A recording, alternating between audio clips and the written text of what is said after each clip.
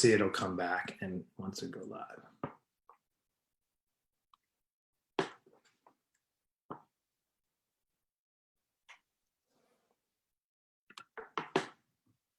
All right, I think we're live there. I'm gonna hit the record. Good on recording. Awesome. I think we're live. Good to go. Welcome.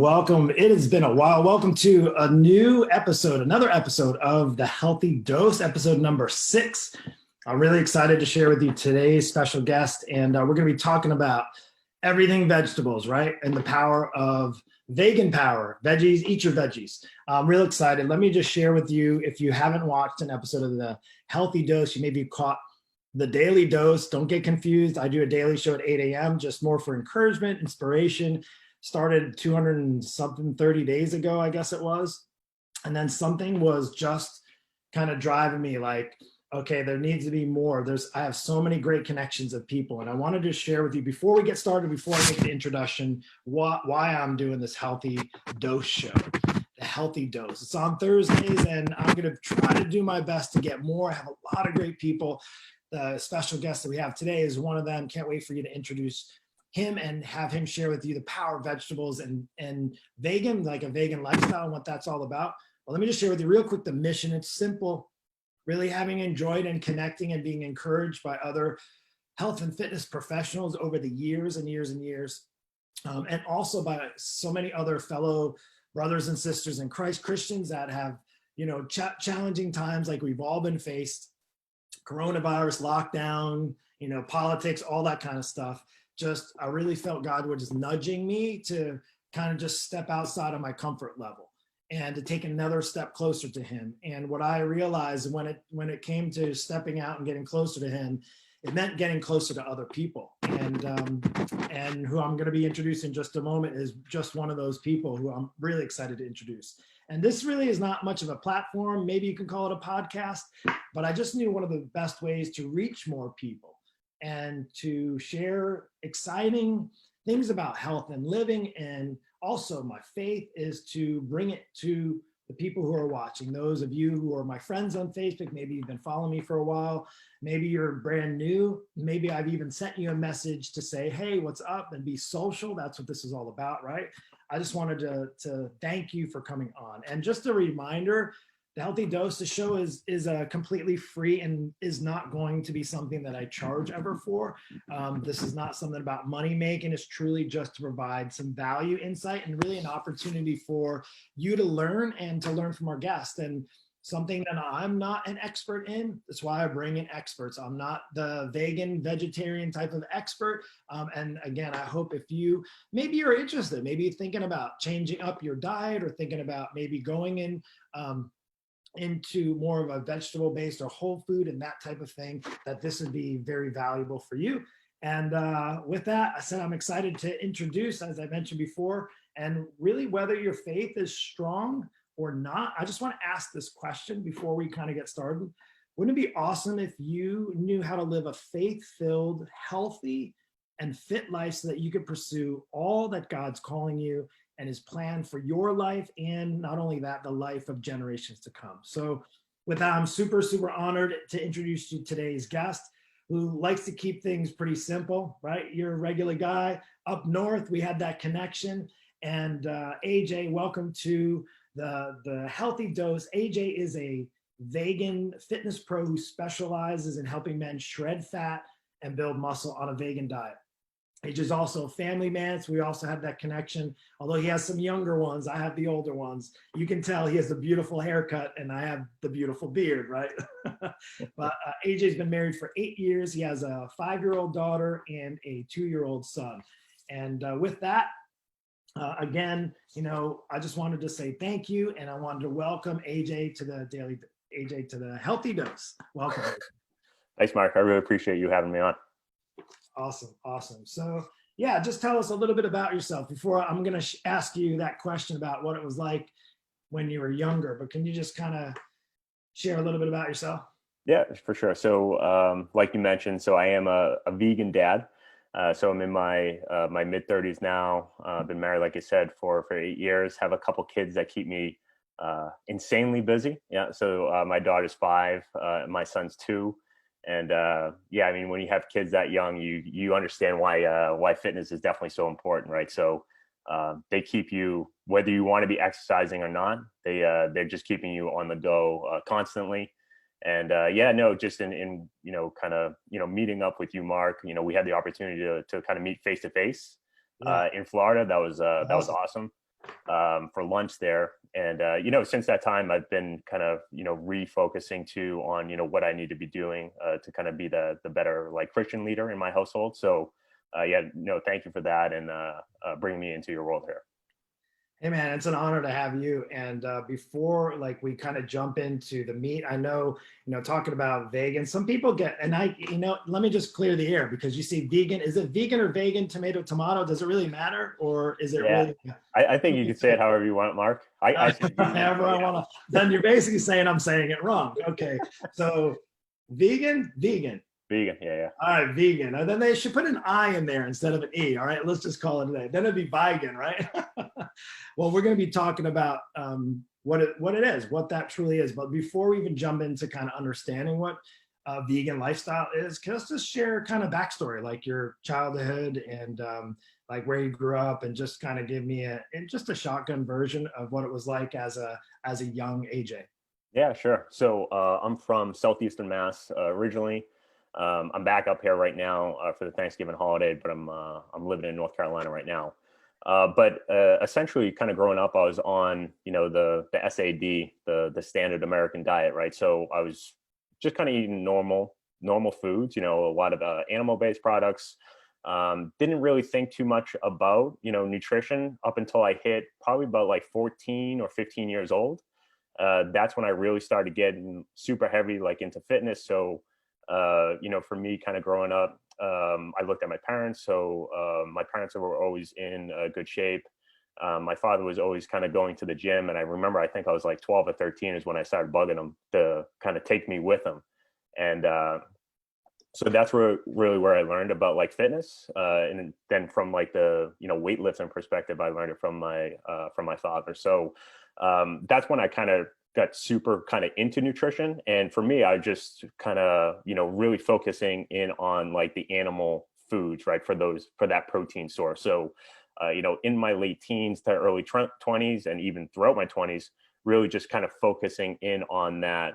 I'd say like a heavy kind of meat-based diet, really super, super high in protein, which was, what I was eating right up until I hit the age of 30. And that's kind of when I made a bit of a switch. Yeah, awesome. And it's I grew up on a farm, so we had access to fruits and vegetables. Something I didn't really like as a kid. Like, of course, like a lot of kids eat your lima beans and your broccoli and your spinach. And while my taste buds have definitely changed, like when was it? Was a switch then when you were in your 30s when you really just switched over? Yeah. So what happened for me, like I said, I thought I was living this super like healthy lifestyle. I was going to the gym every day. Like I said, I was focusing on the foods that I thought I should be eating. And for me, that was like some sort of meat at like every meal. I had a physical, and at that time my daughter was 2 and my wife was pregnant with our son. And after I got the results from the blood work, my cholesterol was like through the roof. So for me, I have just a family history of high cholesterol. On my father's side, my father has it, my grandfather has it. And on my mom's side, my grandfather passed away from heart disease before he hit 60. And then we recently just lost my uncle from heart disease. And yeah, he wasn't too much older. So, like for me, I had it in my family. And so that for me, that's when I was just like, well, I have a couple options, right? I can either kind of be on that path where I'm going to have to take medication for the rest of my life to kind of keep my cholesterol in check, or I can just eliminate cholesterol. So I went with the latter and looked to kind of remove cholesterol from my diet. And that's when I started doing a lot of research on, veganism. And that's kind of just the way that I went. Yeah, and you just started specializing, and that's what now you work with your clients on that. That's awesome. Yeah. So just for like the beginner, because I would even say is that it's very easy to get confused when you hear whether you say vegan or vegan. or vegetarianism and, lacto-vegetarianism, pescatarianism. Yeah. I don't even go down like a whole different, that might be even a whole nother conversation, but just in a nutshell, can you just kind of share for the new listener or somebody that's watching that's really interested, maybe thought about maybe being a vegetarian and a vegan and what the differences between those are, just kind of on a basic level? Yeah, for sure. So if you're thinking, so if you kind of break it into like three categories, so you have your vegan, your vegetarian, and then you said Presbyterian. So vegan is somebody that removes pretty much all animal products from their diet.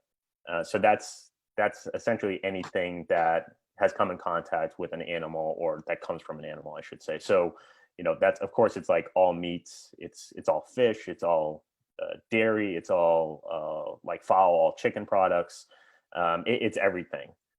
When it comes from to a dietary perspective, somebody that's more vegetarian, they'll still eat dairy. So they'll still have their dairy, they'll have cow's milk, they'll have cheese, they'll have that kind of stuff. And most vegetarians will eat eggs as well.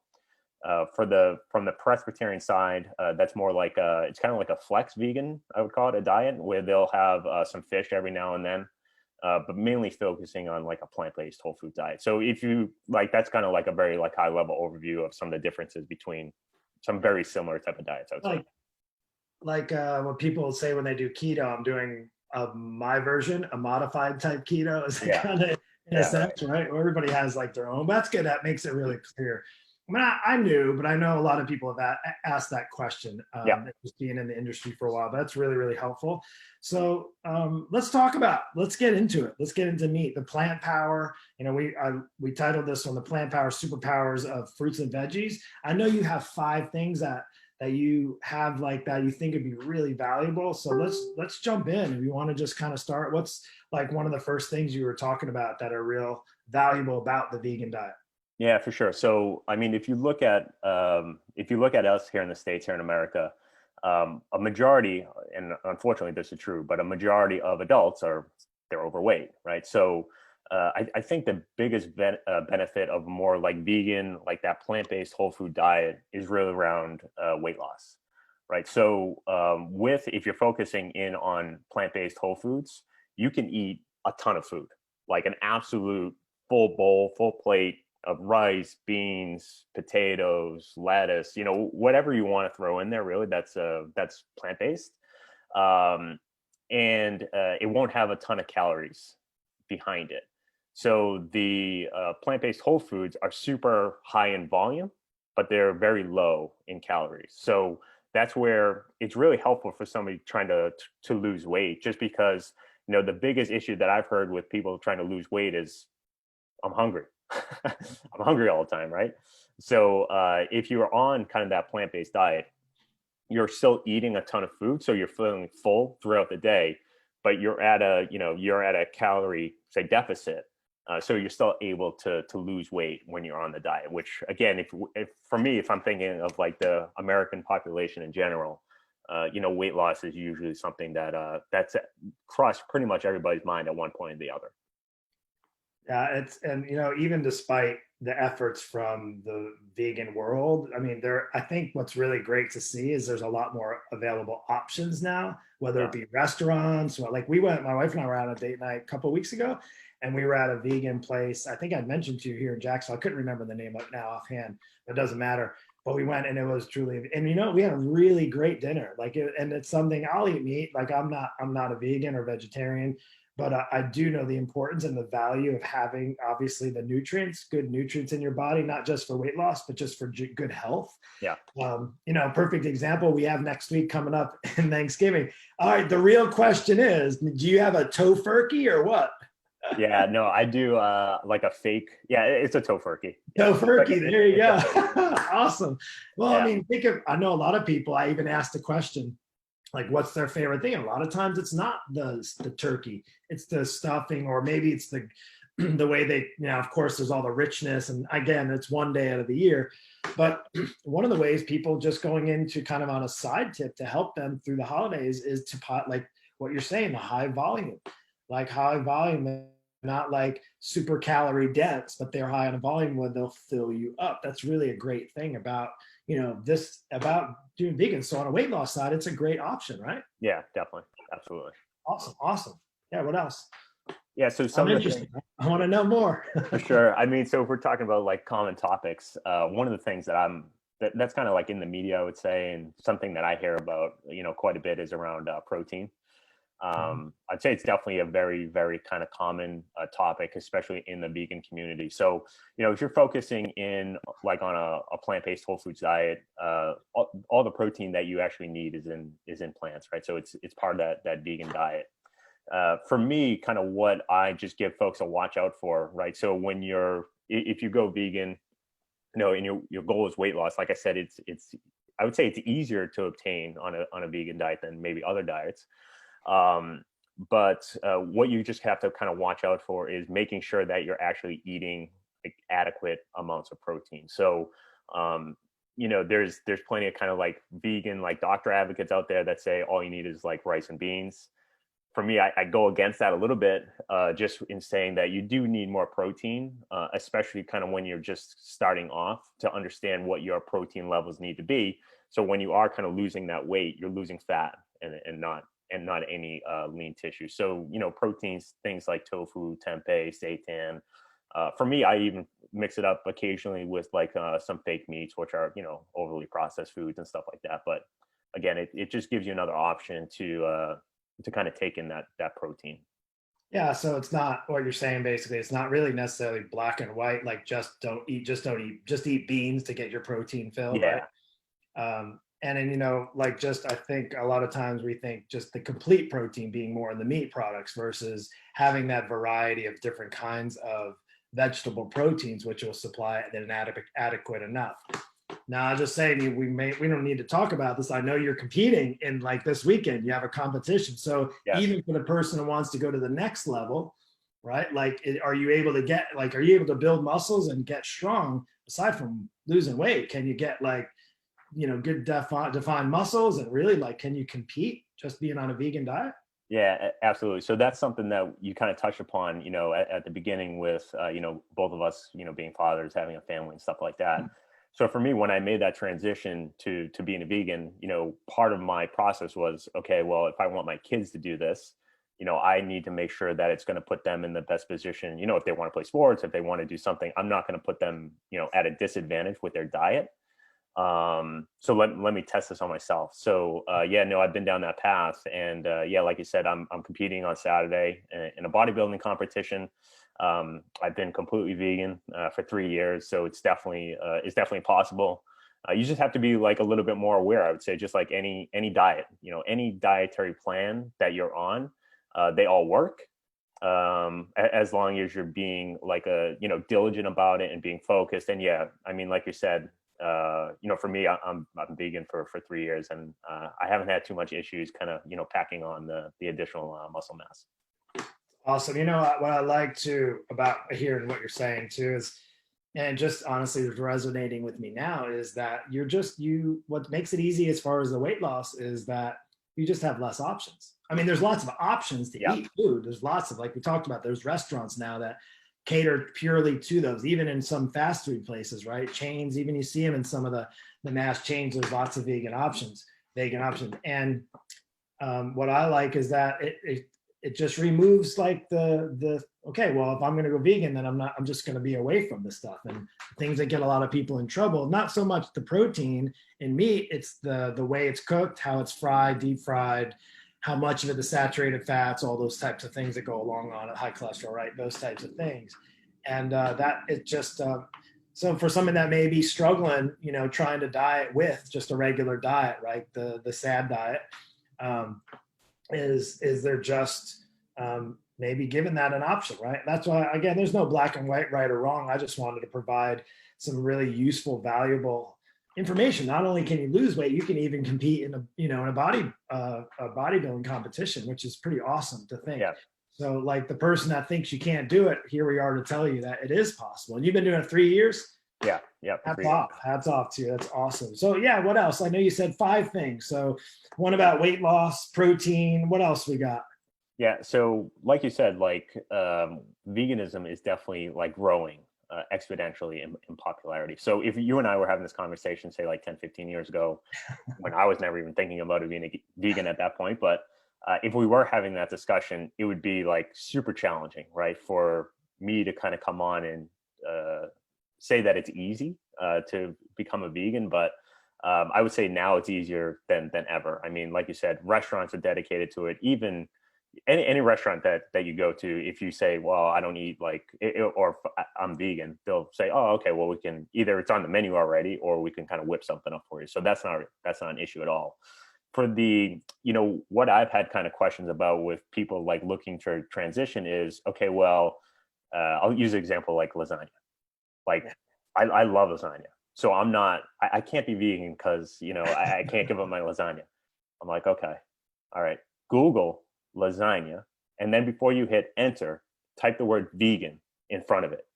You'll get about like 25, 30 more like super good recipes on, what you can make on a vegan diet. So it's not about, it's not really about like loss of food.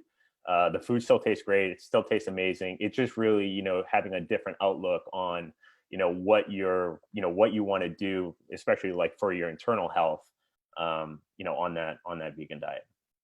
Yeah, it's funny you're saying that, like just Google, put it in front. And it just made me think when I was in school in Buffalo, my first training position at a community center, and they had this chili, but it was vegetarian chili.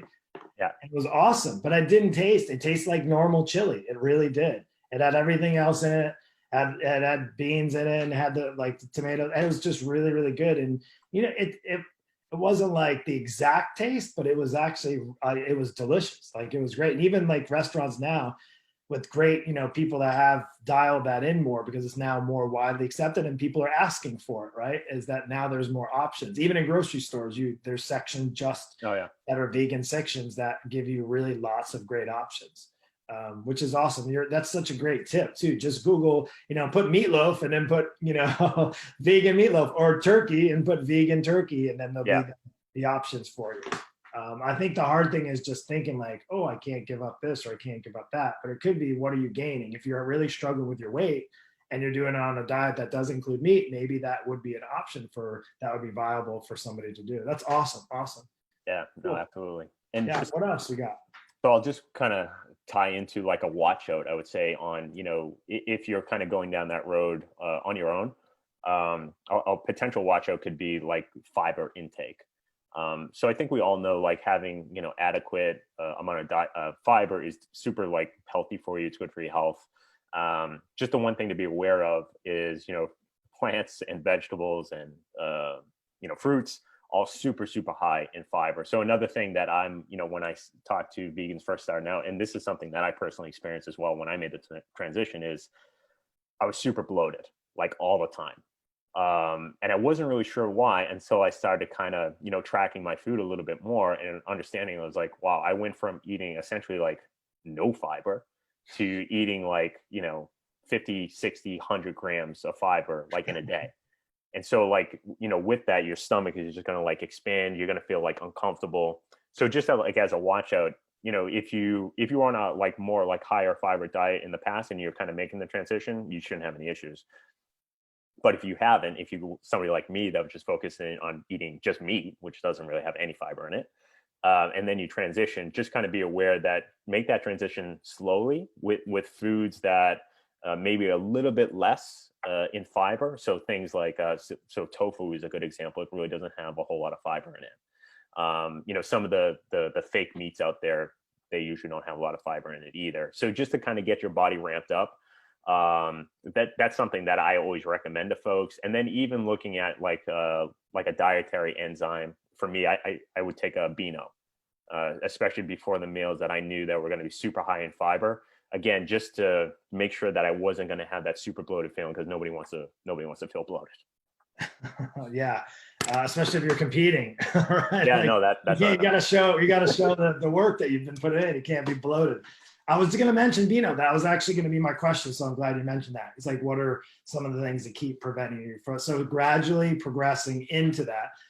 Like you would do with anything, right? Anything is progression. It's why people fail so often on diets in general, regardless of what kind of diet it is because they just jump both feet in and there's no planning, there's no progression, there's no like one baby step in front of the other. And that's what I do with my clients, working with them, is taking them one step in front of the other. It might be just, may not be even going anywhere into your vegan diet, but it may be just in how much food are you eating through the day? Let's take a look at there. Let's see, are you actually drinking any water through the day? Are you only drinking coffee? Like basic things before when it comes to, so like, I think it's hard because we get sold into believing it's, I'm just going to do keto and I'm going to lose a bunch of weight.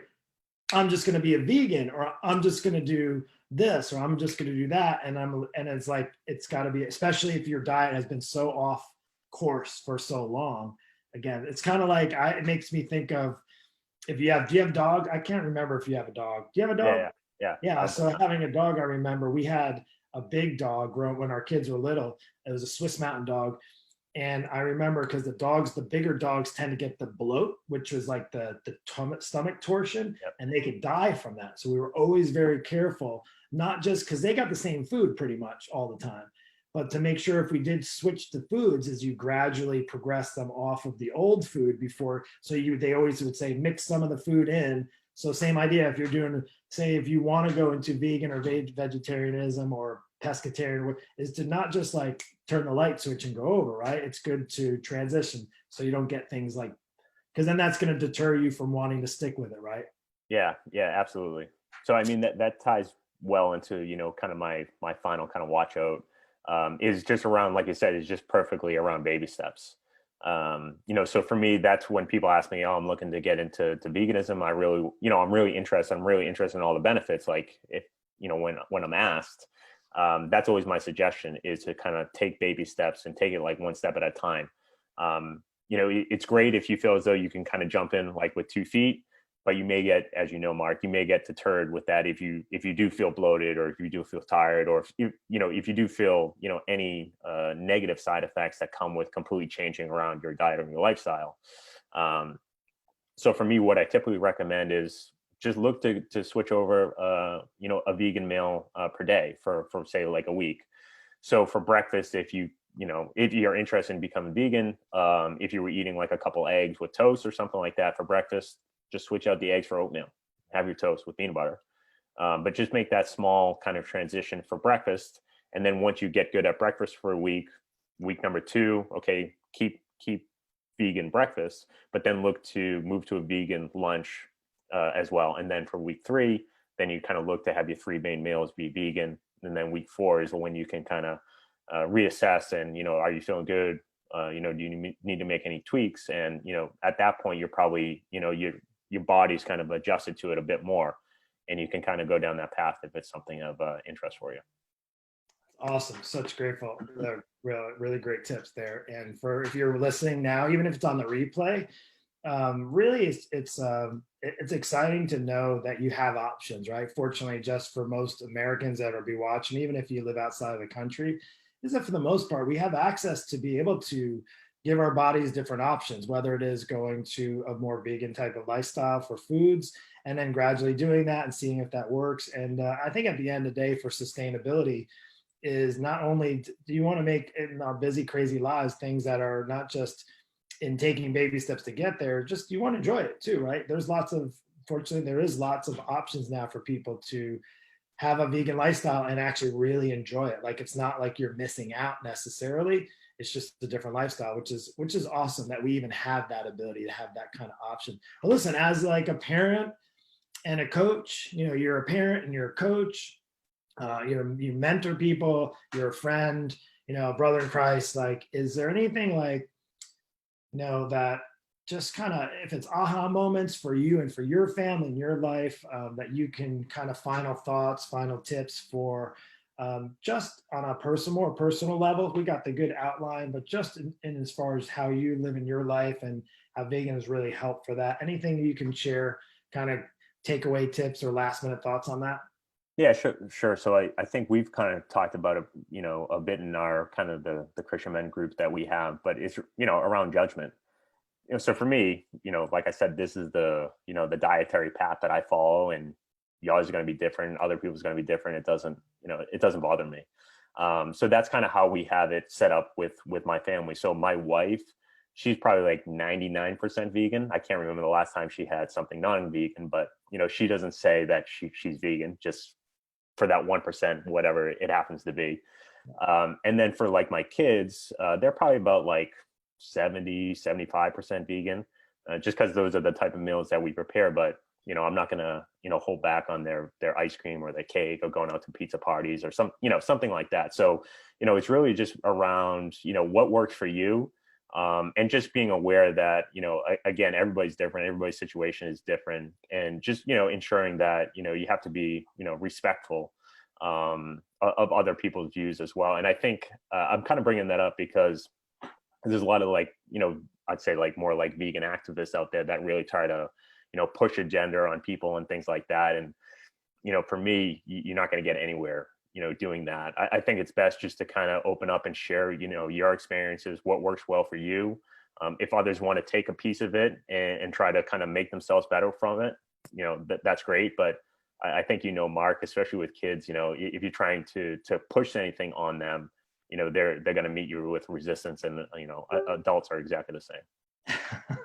Yeah, and I mean, you're in the stage where they're just resisting 2 and 5-year-old, right? That's you got your hands full. Now mine are at 10 years to even a little bit more as having high schoolers. And what's really been great to see is, regardless of what kind of diet or lifestyle you choose and how you eat your food, is your kids are going to watch what you do at the end of the day. It's the same thing I always share, even with my kids. You show me your friends, I'll show you your future, kind of thing.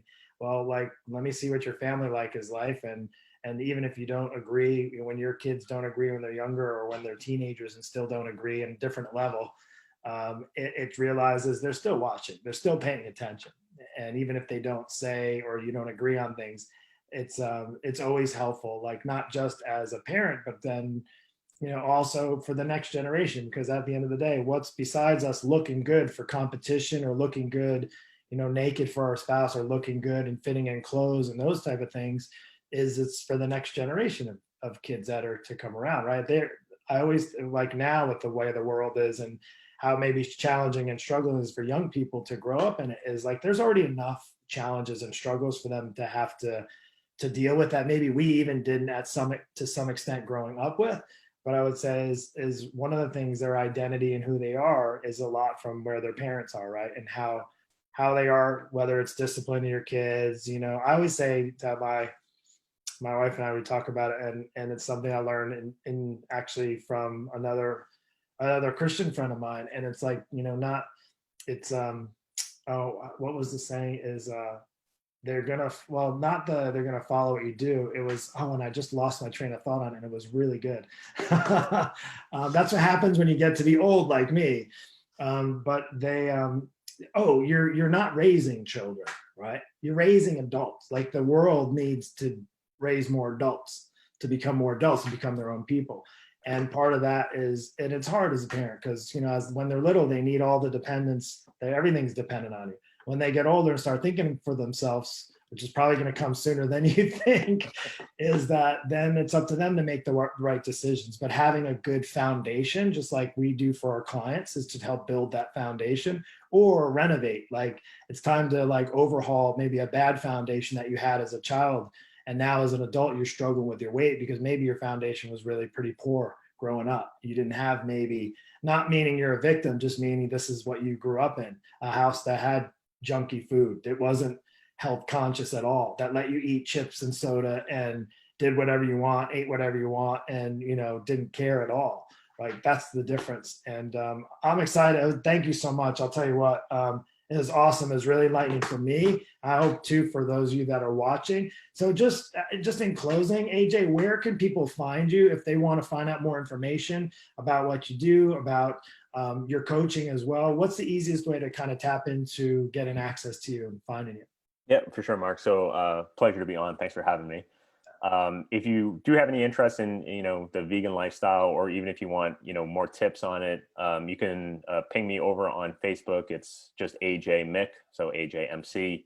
And then I'm on Instagram quite a bit, just at Anthony J. McMahon. So those are the two places that I'm constantly kind of just posting stuff about vegan lifestyle and vegan fitness. Awesome. And now, like, at this part, it's just time for you guys who are listening. I hope you found value. And all we ask now is that you bless somebody else. So maybe there's somebody you're thinking of right now who tried it or wants to try vegan or really would be interested in this episode. And if there's just one person that you could share this with, we'd really be grateful. Again, we don't do this other than just to provide value for you. And so if there's somebody you could be thinking about, share this with somebody. You can save it. You can share it to Facebook. This will also be saved on YouTube. I'm not a YouTuber, but I do save it there because I know it's sometimes easier to share than just through Facebook. And with that, just hook somebody up. That's all we ask. So AJ, thanks so much. Appreciate you coming on here. And thanks for all of you for watching and listening, taking the time out of your day. Really appreciate it. And if we don't talk to you and hear from you soon, have an amazing Thanksgiving, whether you're going full on turkey mode or tofurkey mode, either way. Now here's a quick side. Can you fry tofurkey? I don't know if you can deep fry it. Could you? That would be pretty challenging. Yeah, I think that'd be a challenge. We'll maybe save that for another episode. All right. Take care. God bless. We'll talk soon. Thanks, Mark.